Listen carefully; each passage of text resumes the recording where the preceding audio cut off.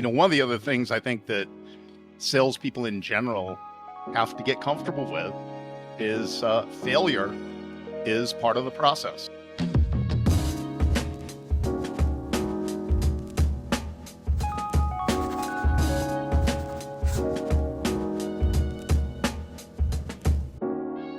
Frank is the co-founder and co-author of the Customer Centric Selling, which is actually a sales methodology, a book, and a brand.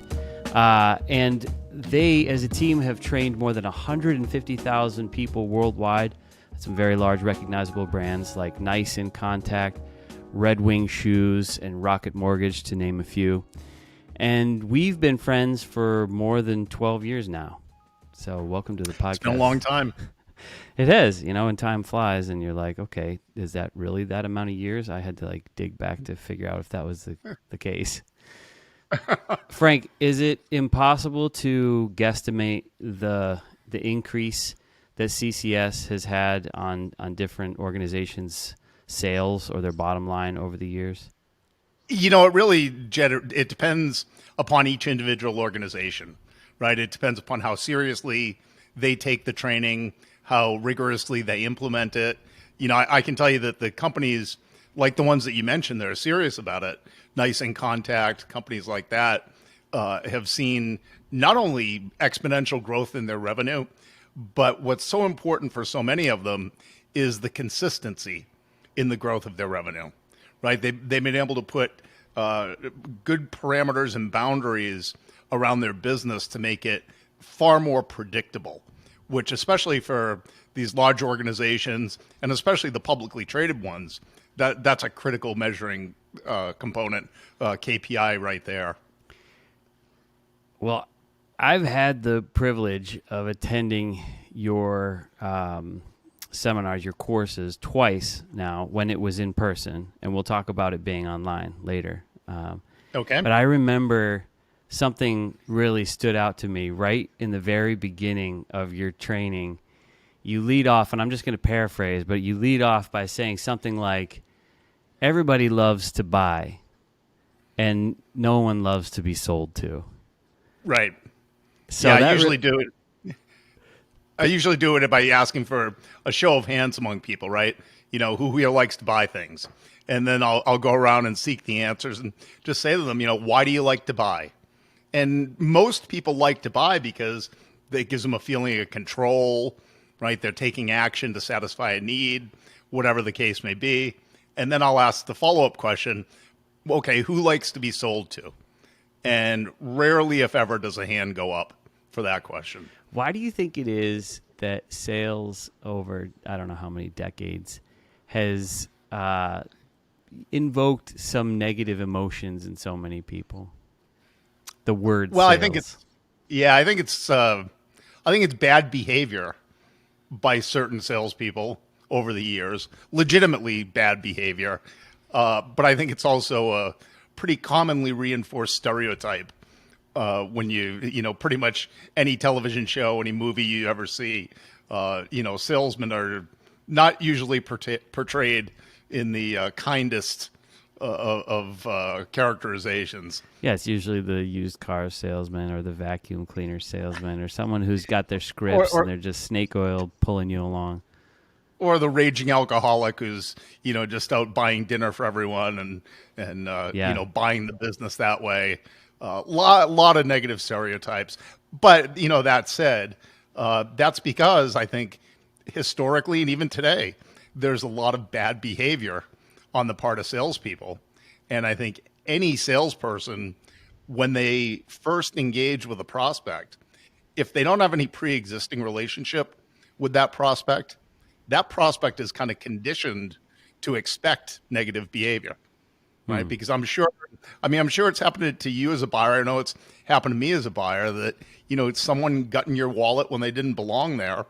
And, maybe made promises that weren't realistic or set expectations that weren't realistic that they couldn't deliver on. Mm-hmm. I think universally, I tend to try to avoid universal statements, but I would say one I would stick by pretty universally is just about everyone has had at least one or two negative experiences with salespeople.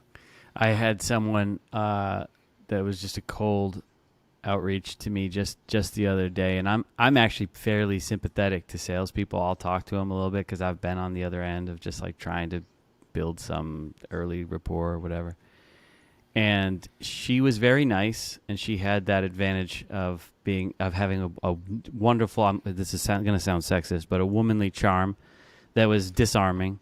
And she went to try to close me in the same day. It was just a digital service online, and I was pulling into my house, and I have a hard out. I got to get inside and talk to the kids and be at home, be a dad. She's like, yeah, but if you could do this today, and the whole if you could do it today, and I just flat out said, I'm like, I am super interested in what you're selling, but you're about to lose it. You're about to lose the sale if you try to push me today. And she's like, oh, I totally get it. And she backed off or whatever. But I'm like, that have to close in the moment thing was, anyone else that I know of, they would have just hung up.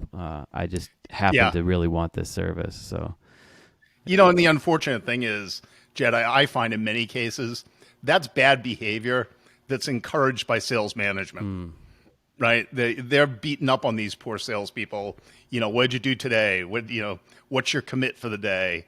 And they're being driven to the bad behavior versus if they just took their time and were more patient about it. As you said, you were willing to buy. It's just the timing wasn't perfect at that moment in time. And fortunately for her, she had the presence of mind to back off. Whereas there are so many salespeople that don't. Yeah. Do you find, as it relates to sales managers, do you find that is true, what you just said, of those who were good producers and they were just promoted up into sales management? Or is that more from the types of sales managers that are thinking manager first, and maybe they were hired in as a sales manager and they were never a producer? Well, first of all, I think unfortunately, you rarely see the ladder. You rarely see sales managers who haven't come up the ladder one way or another from sales. But where the problem typically exists, and I remember this happened to me when I was a first-line sales manager, because I had been a successful salesperson, and I got called into my VP's office, and he said, "Frank, great news. We're gonna promote you into management. The good news is you've got 6 times as much responsibility, and you'll only make half the money."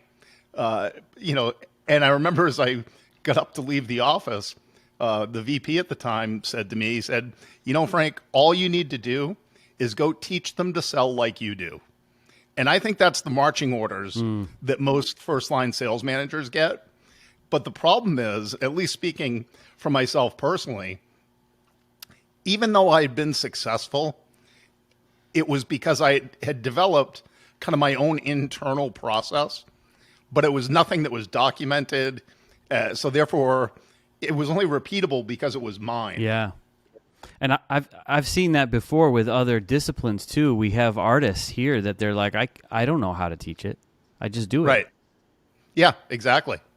And then think about taking that artist and putting him or her in charge of a group of 6 others and saying, well, just teach them to do it like you do. Yeah. And it's incredibly frustrating for both the manager and the people being managed, right? Because the manager feels like, well, I understand how to do this.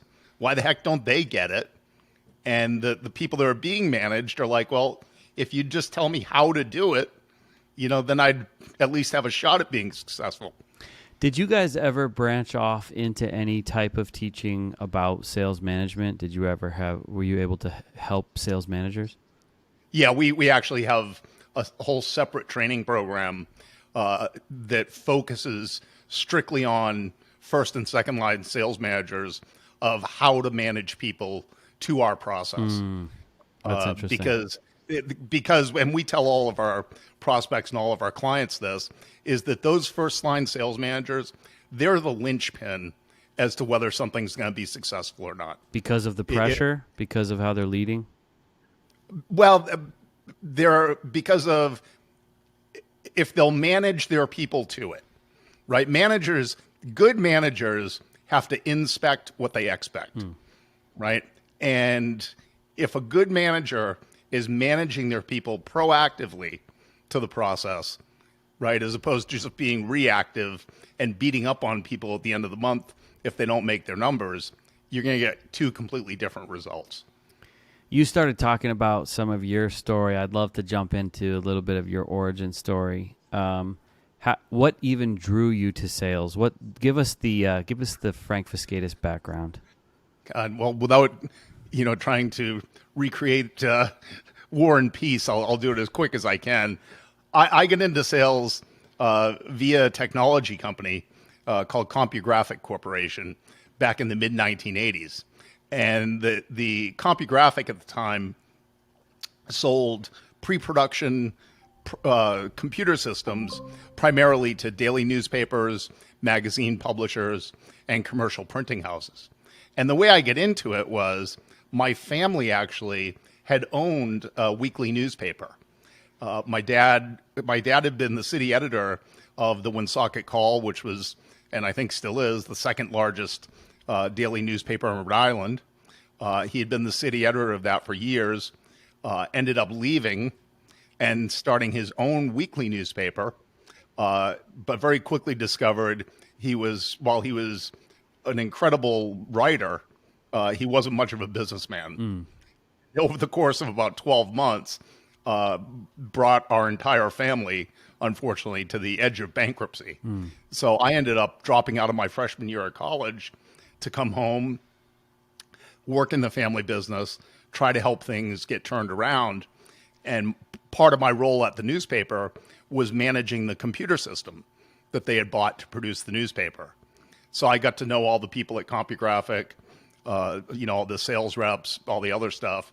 And when the newspaper folded, because I knew how to use the computer system, CompuGraphic approached me. And actually, I didn't go into sales. I started as an application engineer. They hired me to go out and demonstrate the product because I knew how to use it. Right? I could talk to people about how it was actually used in a day-to-day production environment. So I was actually not a salesperson for the first probably 18 months of my career in the technology business. So it's because you were so specific and you had specific knowledge that you just got your feet wet with communicating in that way and starting that journey. Yeah, I was brought in to effectively demonstrate how it was used. Not necessarily the 800 different features that the product had, but how they would actually use it and what it would help them accomplish in their daily production environment. What were those early years like in terms of growth? What you feeling your own abilities increase as a salesperson? Well, it was interesting because, again, I wasn't in sales yet. And in fact, I developed a pretty healthy disdain for salespeople. So you were demonstrating but not selling at all? I was part of the sales process, but I wasn't the salesperson responsible for closing the business or any of that other stuff. I was just brought in at the point in the process where they needed to show the equipment and show what it could do. And as I was saying, I developed actually a pretty healthy disdain for salespeople because I would come in late in the process, right? Show them how everything worked.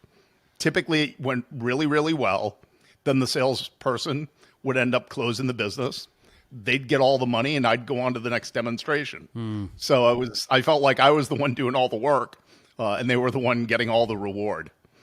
So that's so actually when after about 18 months or so, my VP of sales at the time, this guy named Tony Rinaldi, called me into his office and he said, "Frank, great news." He said, "We've had a sales territory open up, Florida, Georgia, North and South Carolina. I want you to move down there and take over that territory." And I literally, Jed, I said to him, "Sales? Ew. No thanks. I'm not one of those people. I have pride in what I do," all this other stuff. And Tony said, "Well, let me help you understand something." And he made it very clear to me that not taking the position would have been a career limiting move. So I ended up taking over this territory down in Florida, Georgia, North and South Carolina, effectively at gunpoint. So I went into sales at gunpoint early in my career. Did you still do demos, or did the work change? No, that changed. Yeah. That changed. All of a sudden, now I was the one. And that's what really gave me a healthy appreciation for the whole process and really all the things that were involved. Because now it wasn't just coming in late in the process for the glory part of it. It was all the hard work at the beginning, the managing the multi-person, multi-month, sometimes multi-year engagement cycles to keep things going, and really kind of rounded out my perspective on what it really took to be successful in sales. Did you notice a significant increase in your motivation when you started getting commissions? A lot of young people today are less motivated by money, but I know this is different over different generations. We'll talk about that a little bit too. But where did you land in that? Was it more the knowledge that pushed you forward, or were you motivated like, hey, commissions? I think it was, and you're asking me to reach back a few years. I think at the time, it was a healthy mix of both, but the money was definitely the biggest aspect of it. So you grew as a salesperson. You're feeling your confidence grow. You're landing more commissions. You're actually taking care of a fairly large territory. Did that involve a lot of travel? Quite a bit. Yeah, I was on the road pretty much 3 to 4 days a week. Okay. Every week. Fast forward us to what actually was the cause for you to start to become an entrepreneur and the transition to customer centric selling. Well, the motivation to become an entrepreneur really was part of my professional progression within the corporate world, because I left that first sales job, took a job in management at a different company where I was East Coast regional manager. Now I had people reporting to me, did that for a couple of years, and then took over as director of sales and marketing for a software division of Kodak, where I was running the entire country, right? And I signed a 2-year employment contract with Kodak at the time. This is back in, I want to go back to probably 1991. And I was working out of, my offices were in Billerica, Massachusetts. And I think I had 46 or 47 people in my organization that through a management structure were reporting up to me. And we did, and by the way, I was probably 26, 27 at the time. Wow. Which those days was unheard of. And not that I was any savant when it came to sales or sales management. When Kodak hired me, I was like the 8th different person that they had offered the job to, and the only one stupid enough to actually take it. So what ended up happening is when I took the job, I actually implemented a sales process called solution selling that I had been trained at along the way. And we used that methodology and that approach to turn around this division of Kodak. The year I took it over, I think we lost $8 million on $33 million in revenue. And 1 year later, with no change in product, no change in anything, we made $2 million on $55 million in revenue. And Kodak was so thrilled with that, they decided to move my entire team to Rochester, New York. Well, I had a no move clause written into my employment contract. So I'm like, I'm not moving. I had just gotten married. My roots are here in Massachusetts. I'm not going to move. So I was very fortunate in that they bought out my employment contract.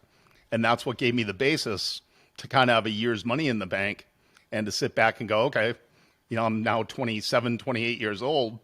What do I want to do with my life? Wow. And I had become very enamored of sales training, sales process, sales consulting. And I figured, with a year's money in the bank, if I'm ever going to try it, now's the time. And that's why I jumped out. Did you go straight into writing, or what was the first process? What did the process look like to start? Well, the process, and again, that was a nice transition for me, because I had gotten associated with that program called Solution Selling, which back in the 90s was one of the de facto standards in the technology business. Since that time, that term solution selling has become like Xerox and Kleenex. It's just so used, but it was an actual sales methodology. And I had gotten to know the guy who wrote it. So I actually started my entrepreneurial journey being a business partner of his, what he called an affiliate of his. So I would go out and sell and deliver his training to my clients and then just pay a royalty for the use of his training materials. And I did that from 1993 until late 2001. Wow. So that was a stretch, actually. That was a stretch, yep. And over the course of those 8 years, I ended up merging my individual practice with two other gentlemen who are two of the other co-founders of CCS. We decided, for a variety of different reasons, in late 2001 to leave solution selling and launch our own methodology. And that's when we broke away and wrote Customer Centric Selling. How was Customer Centric Selling received, and how long did it take you to write it? Was it a 1-year process? Was it and did you guys share the responsibility of writing? Did you pass it around? What did that process look like? It was a collective process. We all contributed to it. The interesting thing that had happened was that solution selling had been sold in 1999 by the original author.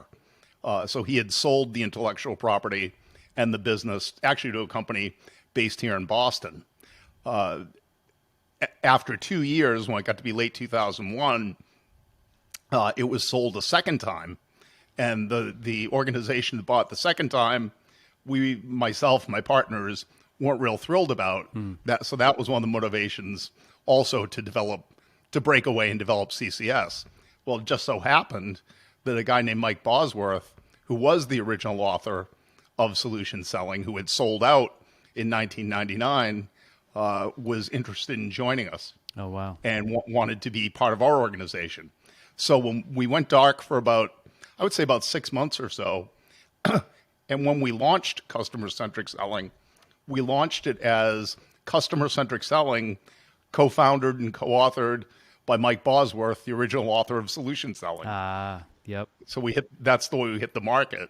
So what it provided us, which was great at the time, was instant credibility in the marketplace. Also got us sued by the solution selling people, but that's part of the process.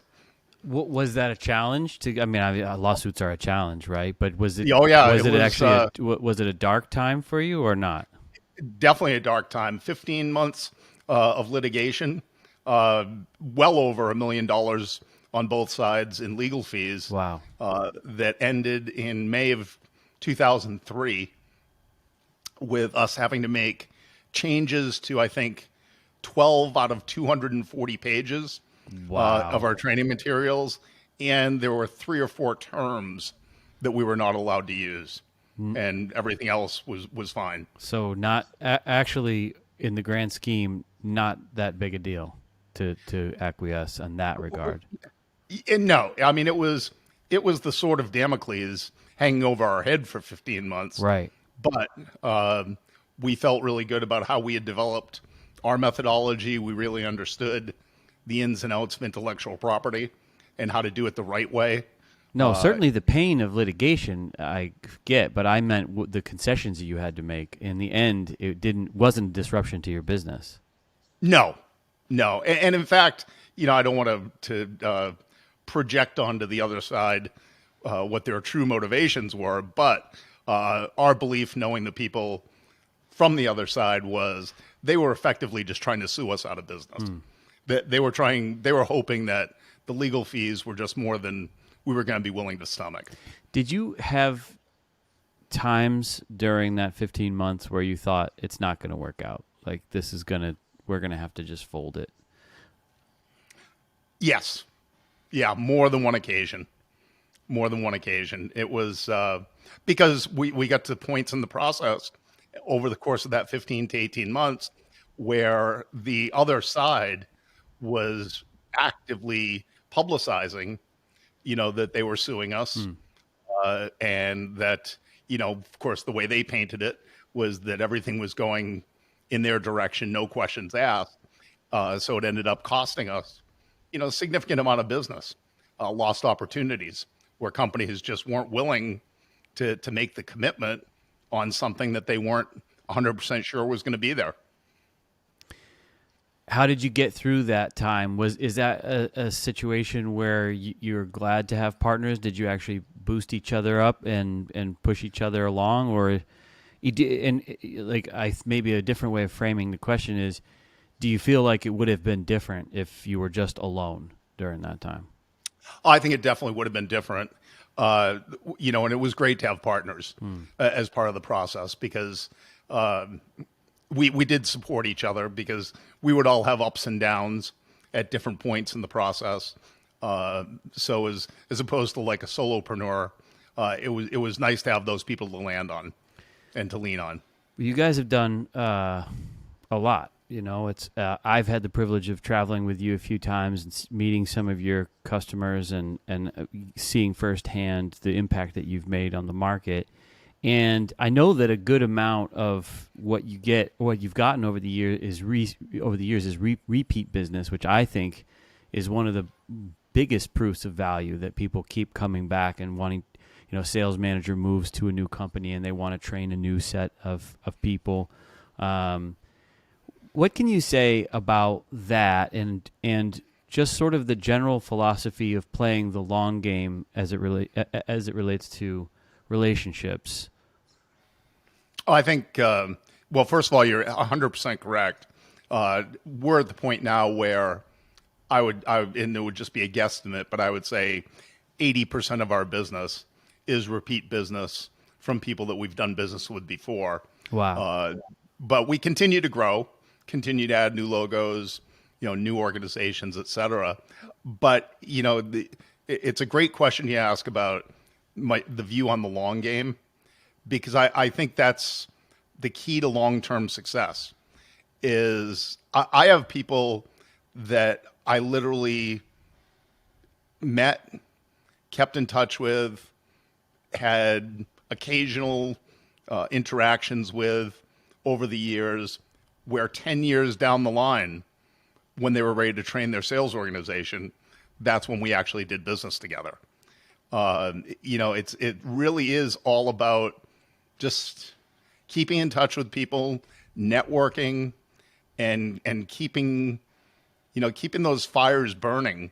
It's the kind of one of the analogies is and I believe one of your sons is into culinary, right? Yes, or at least has been. He has past. been, yeah, and still dabbles.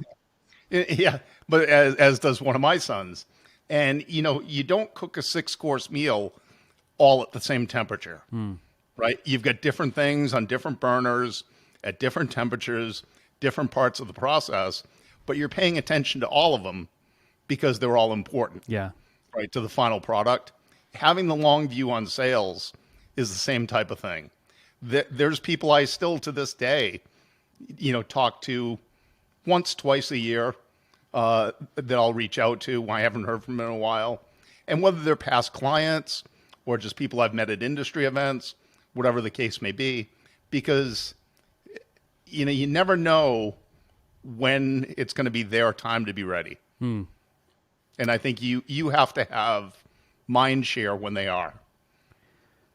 Do you see a difference in sort of the mentality of playing the long game over the years? You've been in the market for a long time. Is there a general, I'd love to talk about general shifts or general changes you see in people or in attitudes over time, but a willingness to, is playing the long game something you have to teach, or is that something that's instinctive to people? Well, I think it's instinctive to good people, and it's something that everyone should learn. Now, how you teach it, I'm not sure I would exactly know how to do that, unfortunately. It's a mindset that you have to have. And, you have to provide value to people, even when there's no immediate payback for you. I've got a friend of mine lives out in Chicago, has developed a software company for automating a certain management feedback function via the Salesforce.com platform. And over the course of the last 2 years, I've talked with him on multiple occasions, usually at his request. I've provided introductions to some of my clients who I think might, be able to utilize his services, things like that. And, he's asked me on more than one occasion. He's like, well, what can I pay you? What do you want out of this? And I just tell him nothing. It's about, I think you've got a good product. I think it's going to help my clients be more successful. I don't need you to pay me or write me a check or whatever. It's just the right thing to do. And sometimes that bank of goodwill can be so much more valuable in the long run. And not to key in on that or make that the only motivation, but it does tend to. I've seen it play out that way in my life where I didn't think anything was coming back. I just thought that I was helping someone out, and a year later, suddenly it's like this big sale or something. Well, and I think you have to go in with the expectation that nothing's coming out of it. That's the difference, because then it's you're not keeping score. It's just you're actually helping to help. Yep. Now, as it relates to learning sales, is sales? Do you recommend that all entrepreneurs learn sales? Can anyone learn it? Or what about the types of entrepreneurs that come into their venture via engineering or accounting or something like that, and they're not natural born salesmen or marketers or something? What's your thoughts or opinion on that for those types of entrepreneurs? Well, first of all, I think everyone should learn it because it's interesting. Sales is the revenue engine for most companies, right? If not all companies. This kind of goes back to what we first started talking about around the negative perception of sales. And I think when you start talking to people who come from, like you said, an engineering or an accounting or whatever it is background, they especially have a negative perception of salespeople, and they don't want to be classified as salespeople. And one of the reasons is that I think that there's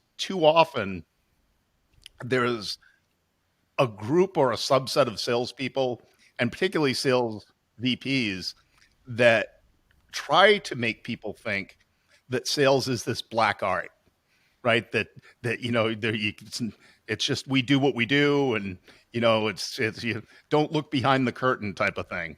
When the reality of the situation is, Jed, what we discovered, and what we've documented is that there's a process that you can follow to sell. Right? There's steps you can take with objective deliverables that validate progress and objective decision points as to whether you should exit or whether you should continue on.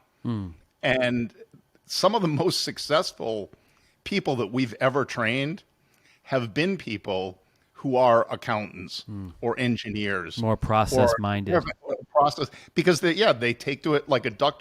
Once you show them that there's a process that they can follow to sell, they take to it like a duck to water. That's interesting. I like that. Yeah, I mean, we've anecdotally seen that, and I can say that sales was a point of great anxiety for me in the very beginning because I knew that it was the lifeblood of business. And so I'm like, I have to learn this, right? And I was doing very badly at it until I started to actually care about the people I was talking to and started asking them smart questions. Yep. When I asked them smart questions as if I was them, like what would I want to know if I was sitting there or whatever, then everything turned around. So I can't speak to your process so much, but I do remember that the interaction is very customer centric. Yeah. Well, and regardless of whose process you follow, whether it's mine, whether it's someone else's, one of the other things I think that salespeople in general have to get comfortable with is failure is part of the process, right? I mean, think about it. If you're a baseball player, you're in the Hall of Fame if you fail 7 out of 10 times, right? When you get up to the plate, to have this misconception that you're going to close every piece of business that you talk to, is just sets up such an unrealistic expectation that you doom yourself to failure, right? Whereas if you take a look at it from the fact that it's all about the percentage of wins, and the percentage of wins, that you can extrapolate that out to the number of at bats. Such a good point, and I'm glad you brought up the analogy with the athlete, because I met a couple athletes actually at one of your training events, and one of the guys was this ex-pro hockey player, and he had this competition in him and this drive. And I thought to myself, do they all have to have that? And you've already said no. It's all about being process oriented. But what struck me about him as I really thought about it is I'm like, okay, really the thing about being an athlete is all the reps. That's right. You have been in a mode of trying and failing and failing and failing, but you keep trying, and that's the real advantage. So that to me, I always kept that sort of tucked in the back of my head, because some of our best salespeople over the years, that some have come and some have gone, have been those who loved sports. They're ex-athletes, Yeah. Not even pro athletes, but just, they played in high school or college, and, they had that willingness to play. But, even if they are pro athletes, and this comes down to kind of one of the functions that we have that's part of our training. We do role-playing exercises. I remember. Right? And kind of behavioral simulations. And most people don't like doing them. And especially people who have a fair degree of experience, they feel like, what am I going to learn from this? Well, I mean, think about it. Tiger Woods has a golf coach. Every professional athlete at a high level, they have a coach. No matter, even if you're number one in the world, you've got someone looking at your swing, giving you feedback, because the problem with operating in a bubble is you don't notice the minor shifts. But then the minor shifts start to build on each other, and the next thing you know, you're shanking it into the woods. Right. So, there's always, I think, huge value in having a process you can follow, but then someone who can hold you accountable to that process. Yeah. Someone who keeps you on the perfect practice makes perfect track. So I'm interested in hearing your opinion about modern techniques. I know that you have moved your training. Let me ask you, is it 100% online now, or is it hybrid, or is it, talk to me about the transition to going online with your training. Well, the transition, that's been a weird journey in and of itself, just because of how COVID played into the mix, right? We were transitioning before anyone knew what COVID was. We were in the process of developing an online version of our training. And the reason we were doing it was twofold, really. One was, and this was back when 95+% of our training was delivered face-to-face, right? Like the ones you attended, where you're in a hotel room with 20 or 30 other people, and you go through this 3 or 4 day immersive experience.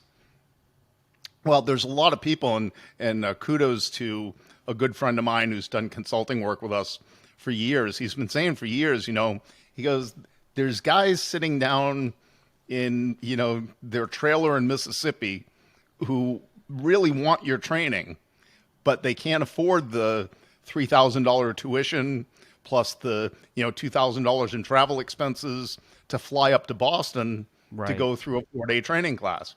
So we initially developed CCS Online thinking that our target audience was going to be those individual contributor sales reps.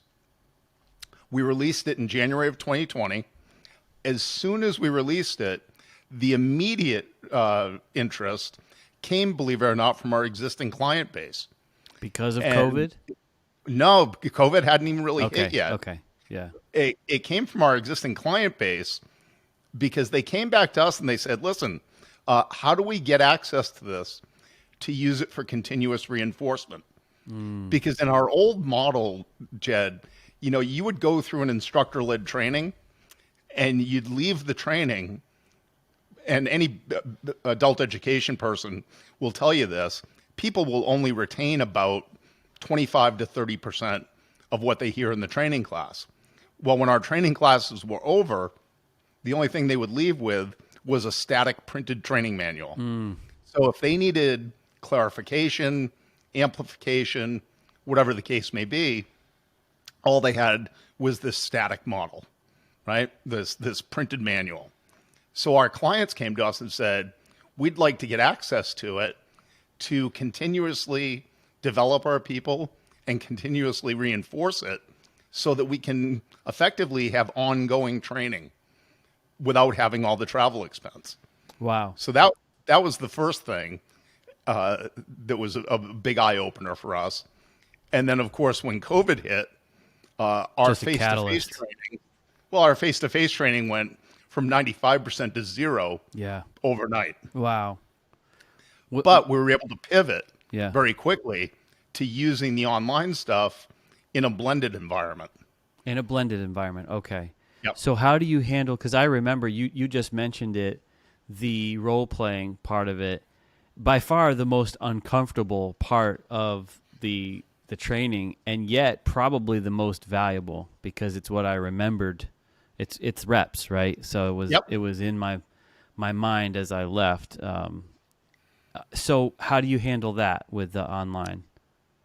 What we've done with the online is we now do effectively, they get the delivery of the content via pre-recorded videos in small chunks. And then as they get each chunk of video, we then have live interactive Zoom sessions where with myself and my staff, and primarily my staff, they're doing breakout sessions where we'll have a group discussion to begin everything, much like we used to do at the beginning of each day in the live training. And then they go into breakout groups with an experienced CCS coach who then takes them through via Zoom the same role plays, the same case study work, everything else, just in this virtual world as opposed to sitting across the table in a hotel room. That's super interesting. What did it take off really quickly? Incredibly quickly. Wow. And I believe that I know it is now, and I believe it is going to continue to be the vast majority of what we do moving forward. Yeah. I've known you for a long time. We're friends. You can tell me to take a hike on this question if you want, but I know that you have had some health scares. To our video audience can see the oxygen tubes that feed you right now. How much relief did you feel when suddenly you didn't have to travel so much? Did that coincide with any of this? It actually happened pre-COVID, and actually pre-developing the online content.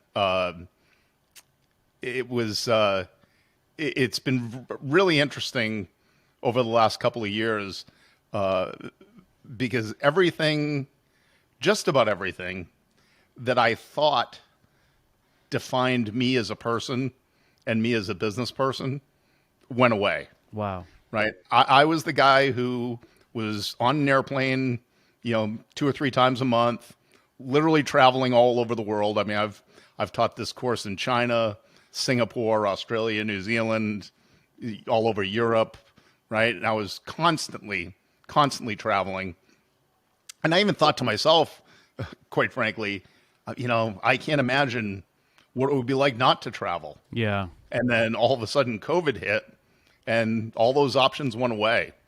And at the same time, my lung condition developed and forced me effectively off the road. I literally can't go out and do the stand-up face-to-face training like I used to. Just isn't physically possible. Isn't recommended definitely by my pulmonologist.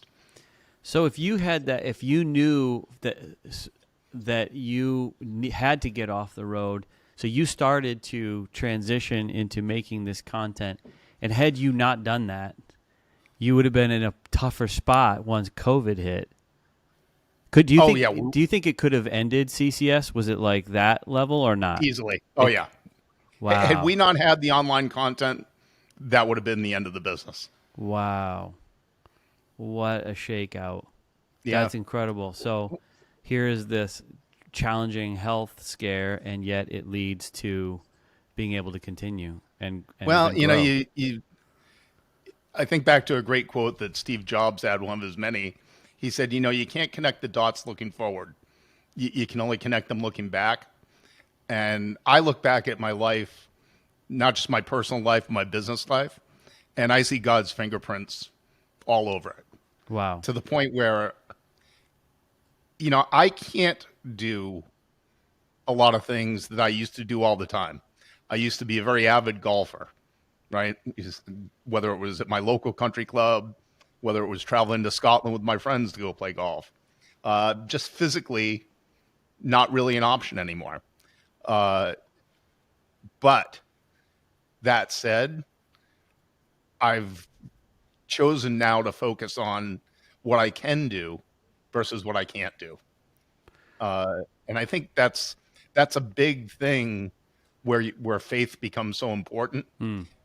Just the understanding that we all have different seasons in our life. No doubt. And we just don't know when the season's going to change. Wow. Well said. That's actually inspiring. It's a perfect place because I wanted to transition a little bit into philosophy and just get your take on a few things. I feel like we're both entrepreneurs. We're both capitalists. I like to say, I love capitalism in its purest form. I don't like crony capitalism. I kind of want your opinion on that. What you've had a few decades of watching business. What do you see in terms of the good that business can do, the harm that business can do, and where is the line? Like what constitutes one versus the other? Well, I think that I think it was a better world before social media in general. I was saying to a friend of mine a couple of weeks ago over lunch, I said, before social media, people got to be stupid in private. And, now every idiot on the planet thinks that not only do they have a platform, but that they not only need to be heard, but deserve to be heard. And it's created this screaming minority of people who are just creating havoc, in our marketplace and in the business marketplace. And, the unfortunate thing about large corporate entities, I think that businesses more our size are less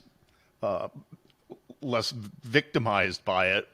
But, you get these large corporations that become slaves to the Twitterati, and they have to be out there promoting what I think are some very misguided values at best, in order to quote unquote protect their brand. When in reality they're damaging themselves. For example, I've been pretty shocked recently so I have a pretty mixed LinkedIn group of friends because on the one hand, I have many entrepreneurs and business owners and whatnot that I'm friends with. And on the other hand, I have many artists that I'm friends with. And many of them are freelancers, which means they're running their own little businesses or whatever. Yep. But their posts are these anti-capitalist, pro-socialist posts that I'm like, do you actually understand what you're saying? Because it feels like either just a bandwagon or something that wasn't thought out very well. Why do you think it is that we tend to neglect history the way that we do, especially with the younger generation? Is it just not being taught? Is the opposite being taught? Like, what's your opinion on how the younger people in the marketplace are as misguided as they are? Well, I think there's a couple of different things that have happened. I think that going all the way back to the late 60s and early 70s, that there has been a deliberate, intentional takeover of our education system, primarily at the university level, but now creeping all the way down, to indoctrinate people with these types of views that, it's always socialism is good and, capitalism is evil and all these other things. And I think that you talk about people playing a long game. I think there are legitimate organizations that have been playing a long game of trying to recondition the people, in our society to believe these things that have been proven everywhere else in the world to not work, that somehow it's going to be different here. And I think that one of the reasons that you're seeing it so amplified in today's day and age, and with this, especially with the Gen Zs and the millennials, is that if you think about it, Jed, we're pretty much the only country that hasn't tried socialism and failed. Wow. Right? You look at any of the other countries. Look at look at the Cuban immigrants that come here from Cuba. Yeah. Or the Venezuelans that have legally immigrated here from Venezuela. They will all talk about the fact that it just does not work. Yeah. And you're crazy. And that's why they're trying to come here. And I feel bad for them because there's a segment of our society that's trying to change the rules for them after they got here. This country is, I think that kids are not taught the true value of the opportunity that they've been provided if they were born here and if they live here. Any other country in the world that you look at, for the most part, upward mobility is generational. It's not entrepreneurial, right? I mean, the people that have money are the people who have always had money, right? And going all the way up to, the Rothschilds, right, and the people that control the banking systems.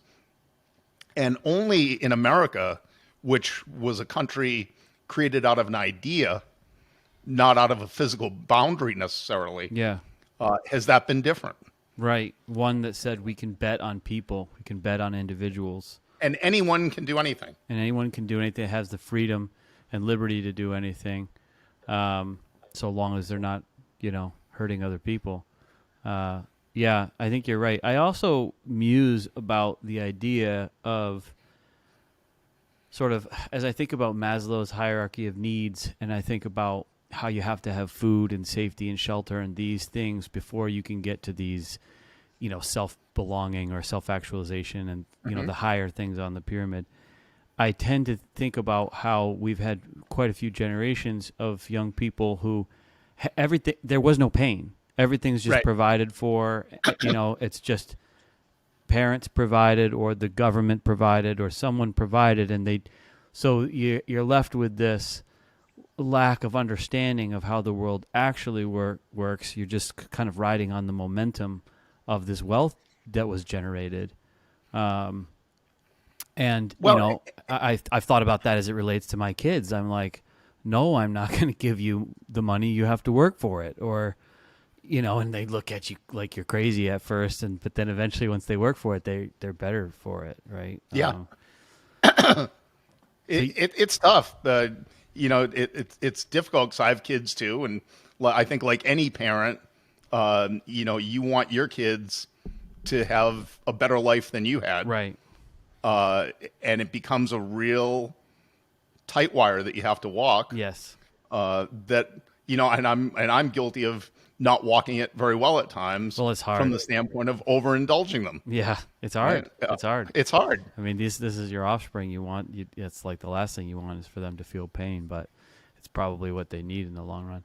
But to emphasize your point, I've told people many times over the years, my father bankrupting my family when I was 18 is the best thing that ever happened to me. Wow. Because that stripped the slate clean, and everything that I have today is because I worked for it. Yeah. Yeah. We talk about this in the framework that we teach here about story, and we call it story acceleration, hence the title of this podcast, the Story Acceleration Podcast, that the conflict is really the meat of the story. Like that is where the opportunity to propel forward is gained, right? It's how do you handle the conflict that it either makes you believe a lie about yourself and you shrink back and you become a drug addict or whatever, and you're telling yourself a story with that, or you break through, right? And people who have had these conflicts and learn from them, the stories are a positive feedback loop that can allow you to get momentum if you do actually learn from the conflict. And that's what happened with you, with your father basically bankrupting you guys. And then, of course, all the things you learned from trial and error, too, throughout your career. Well, and I think the error is the undervalued part, too, right? Failure is the best teacher. Right. Right? You've heard the old expression that experience is what you get when you're expecting a different result. Right. It's how you process failure. Yeah. That will really define how well you'll be or how successful you'll be moving forward. Yeah, I think it was Thomas Edison that said something like, "I haven't failed. I've just learned 10,000 ways that don't work." Yep, exactly. Yeah, so to your point. Yep. So I'm curious, as you have achieved serious material wealth over your years, did you find your motivation decreasing or increasing? Well, a couple of things I'd say about that. One is I always tell people I wish I had as much money as people seem to think I have. But serious material wealth is, I guess, all... it's all relative, I know. It's all relative, right? Yeah. But I remember, and this goes back to when I took my first sales job. Let me share a quick story with you, see if it puts it in perspective. When I was that application engineer working for CompuGraphic Corporation, I wasn't a salesman. My salary was $27,000 a year. When they promoted me into sales, my salary went from $27,000 to $30,000, and if I hit my quota, I would make another $30,000 on top of that. So I had the potential to go from $27,000 to $60,000. Now, keep in mind, this was 1985. Yeah. Maybe 1986. And I sat down with a guy who was a good friend of mine at the time, about 10 years older than me, this guy named Carl. And I said, Carl, $60,000. How in the world would I ever spend that amount of money? And he just smiled, and he looked at me, and he said one of the most prescient things I think I've ever heard. He said, let me tell you something, Frank. He said, when you're making 60,000, you'll be thinking, boy, if I just made 75. Right. Then when you're making 75, you'll be thinking, boy, if I just made 100. Then when you're making 100, you're thinking, boy, if I just made 125. Yeah. And his point was this, that there's no level of income that you can't outspend. And your lifestyle tends to rise or fall based on your ability to sustain it. I've seen that personally. And yet I'm curious about any differences that you may have felt over time as you achieve some level of success. And of course, like you said, it's relative, right? It's relative to each of us. But did you ever feel any increase or decrease? I know that that's part of the entrepreneurial journey, period. But I'm just kind of curious about your personal experience with that. What has added to your motivation or detracted from your motivation over time? I think the biggest thing that's added to it is literally every day when I wake up, my first thought is, what do I need to do today to keep moving the ball forward? Mm-hmm. I really don't tend to just sit back and relax and rest on my laurels, because I remember vividly what it was like to be 18 with no income, no nothing. Yeah. And if you didn't find a job, you didn't eat. And that was just the way it was. You can tap into those memories and that pain very quickly and easily if you go there. Every morning. Wow. Every morning. I have that as it relates to the arguments, the season of arguments I had with my wife. There was probably a 3 or 4 year period where we were in rough shape, and the daily trauma of not having a dollar was just it's fresh. It's been 10 years since then, but I can think about it and go there in a second, right? Emotionally. Yep. So I know what you're saying. As we wrap up, I'm interested in basically one final question. What kind of legacy do you want to leave? And your career is not over and your life is not over, but I know as we get older, we tend to think what is beyond us. And so I'm curious what your response is to that. You know, I think have been thinking a lot about this, because I think that people use that term legacy, and they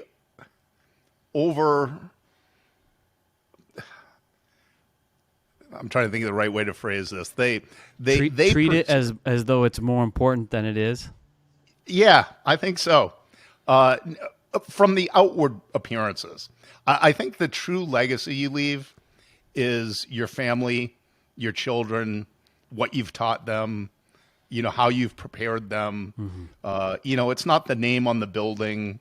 It's not the Shapiro Center at Brigham and Women's Hospital, whatever. I mean, those are all wonderful things, and it's fantastic that, you know, there's been people who have been so inclined that they, you know, wanted to give the money to do things like that. But I think the real legacy, you know, I watch so many shows, I see so many news shows and interactions about how poorly, for instance, parents treat children in some families, in a lot of families, unfortunately. And it just breaks my heart to see it. And, you know, one of the legacies that I hope I have is that when I'm gone, that my kids remember me fondly. Yeah. Versus, you know, oh, he was just that jerk who, you know, told me I wasn't good enough, or, you know, whatever the case may be. Yeah. It's a lot. The legacy, I think, is just a lot about preparing that next generation as best you can to take it that next length of the race, right? Because you know, I was reading a statistic the other day. There's been some calculation to the effect that since as best they can calculate, there's been probably about 118 billion people who have been on this planet at one point or another. And with the exception of very, very, very few, no one remembers any of them. Right. So, and even then, you know, you and I share a very similar faith, you know, believe in Jesus Christ, yes, the greatest person in history, yet there's people in the world who still don't know who he is. Right. So, you know, even given that pedigree, it's hard to be known by everyone. And I think when you, not that he did this, but when you focus on, I want to make sure people remember me, that's where you start to go down, I think, bad places from a legacy standpoint.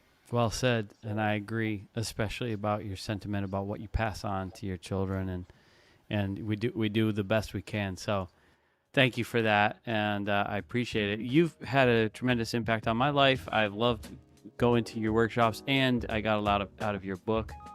Where can people reach you if they're interested in connecting with you about customer centric selling? Yeah, just right via our website. www.customercentric.com is the easiest way to go. Perfect. Thanks so much for jumping on this podcast with me. It's been a pleasure. Happy to do it, Jed, anytime.